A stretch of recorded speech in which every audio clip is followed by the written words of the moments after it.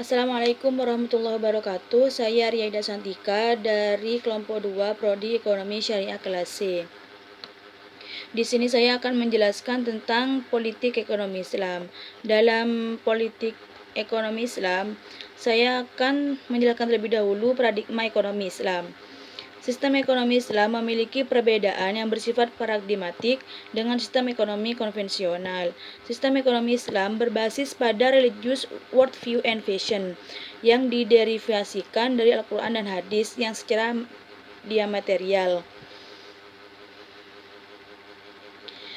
Sistem ekonomi Islam membahas kebutuhan manusia secara seimbang dan tanpa diskriminasi, baik material maupun non-material.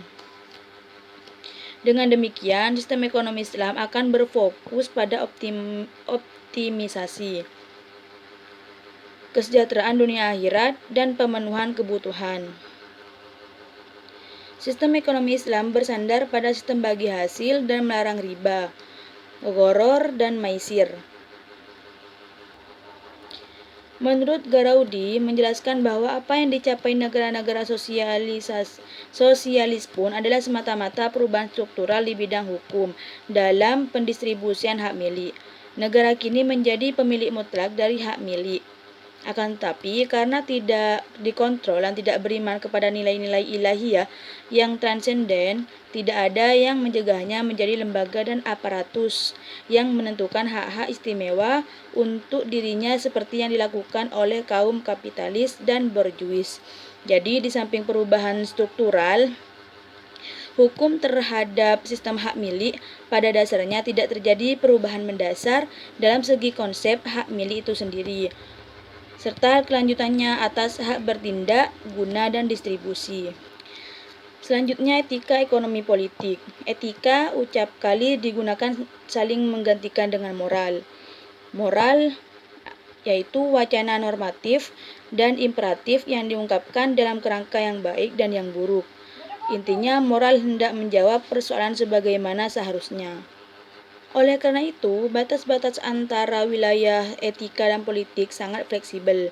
Dalam suatu waktu relasi tersebut diatur oleh mekanisme moral, yang pada waktu lainnya diatur oleh mekanisme politik.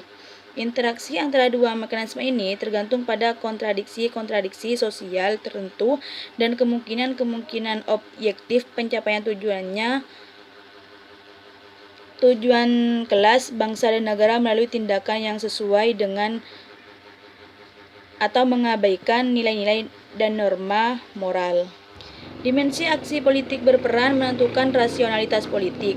Rasionalitas politik terdiri dari rasional tindakan dan keutamaan atau kualitas moral pelakunya.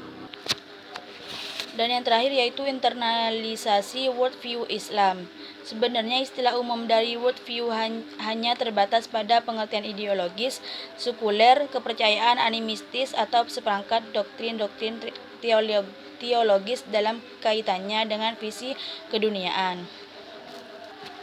Definisi worldview Islam dapat kita peroleh dari beberapa tokoh ulama kontemporer, sebab dalam tradisi Islam klasik, terma khusus untuk pengertian worldview belum diketahui, meski tidak berarti Islam tidak memiliki worldview. Mungkin hanya itu yang dapat saya sampaikan. Kurang lebihnya mohon maaf. Wassalamualaikum warahmatullahi wabarakatuh.